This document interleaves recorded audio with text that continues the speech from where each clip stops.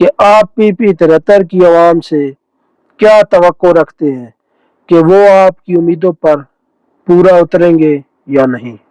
تو اس بابت میری گزارش یہ ہے کہ PP 73 کی عوام دیکھیں، اگر مجھے ووٹ نہ دینا ہوتا PP 73 کی عوام نے، اگر میں غیر مقبول امیدوار ہوتا تو اتنے ہتھ کنڈے کرنے کی کیا ضرورت تھی؟ تو اصل میں مسئلہ ہی یہ ہے کہ PTI نے ویسے بائیکاٹ کر دیا تھا۔ اب اپوزیشن کا میں سنگل کینڈیڈیٹ ہوں۔ جب اپوزیشن کا سنگل کینڈیڈیٹ ہے تو پھر ان کو یہ بڑی پریشانی ہے۔ وہ کالے کرواتے ہیں لوگوں کو، جو ذرا مؤثر لوگ ہیں ان کو، کہ کل جو ہے نون لیگ کے امیدوار کی چائے پکوائیں۔ تو اس طرح سے چائے پکائی جا رہی ہیں حلقے میں۔ حکومتی کینڈیڈیٹ جو ہے وہ کیمپین کر رہا ہے، جبکہ اپوزیشن کا کینڈیڈیٹ جو ہے وہ گرداب میں ہے، اس کے پیچھے ڈالے ہیں، پولیس ہے، نفریاں ہیں، یہ دہشت گرد ہے، پکڑ لو دھکڑ لو، یہ ہے وہ ہے۔ یہ کیا، یہ کوئی طریقہ کار نہیں ہے۔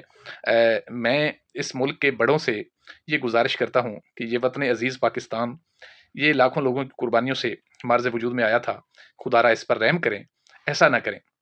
پہلے PTI یہ بھگت رہی ہے، اب تحریک لبیک یہ بھگت رہی ہے۔ پہلے کبھی کالے عدم ہوئی تھی، پیپلز پارٹی بھی کالے عدم ہوئی تھی، نواز شریف بھی جلا وطن ہوا تھا۔ یہ جو ہے نا، یہ انتظامی ہتھ کنڈے یہ بس کر دیں۔ ایک گرینڈ پولیٹیکل ڈائلاگ کے تحت تمام پولیٹیکل فورسز اور پاکستان کے تمام مقتدر ادارے جو ہیں یہ بیٹھیں، ایک ضابطہ، ایک فارمولہ طے کریں، ایک دوسرے کی حدود و قیود کا احترام کریں، قانون اور آئین کا احترام کریں۔ پاکستان کی بقا اور پاکستان کی سلامتی اسی میں ہے کہ جو 1973 کا آئین ہے پاکستان کا، وہ ایسی خوبصورت کتاب ہے، اس میں وہ کچھ لکھ دیا گیا ہے، اگر اس پر عمل درآمد ہو جائے تو پاکستان ایک پرامن پرسکون اور با اختیار ملک جو ہے وہ بن سکتا ہے۔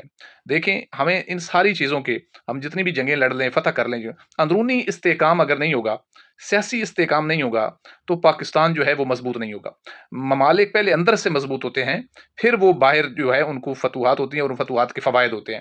پاکستان کو جس طرح سے فوائد اٹھانے چاہیے تھے، اندرونی عدم استحکام کی وجہ سے وہ فوائد شاید نہیں اٹھا پا رہا۔ جب لوگوں کے درمیان، عوام کے درمیان اور اداروں کے درمیان خلیج ہو، نفرت ہو، ایک افراتفری ہو، سوالات ہوں، سیاسی گرفتاریاں ہوں، تو ایسی صورت میں جو ہے نا، وہ کوئی بھی ملک ترقی نہیں کرتا ہے۔ آپ نے دیکھا ہے نا کہ جو انٹرنیشنل سٹی ہے نیو یارک، وہاں کے میئر کے الیکشن تھا، پریزیڈنٹ ٹرمپ مخالف جو ہے امیدوار کی کیمپین کر رہا تھا، اس کے باوجود جو وہ ممدانی ہے وہ جیت گیا ہے، جو اپوزیشن کا کینڈیڈیٹ تھا، اسی کیمپین بھی کرنے دی گئی۔ ٹرمپ جو دنیا کا مضبوط ترین ایک پریزیڈنٹ ہے اور دنیا کے ایک طاقتور ترین جو ملک کا صدر ہے، اس نے بھی اپنے مخالف کو برداشت کیا ہے۔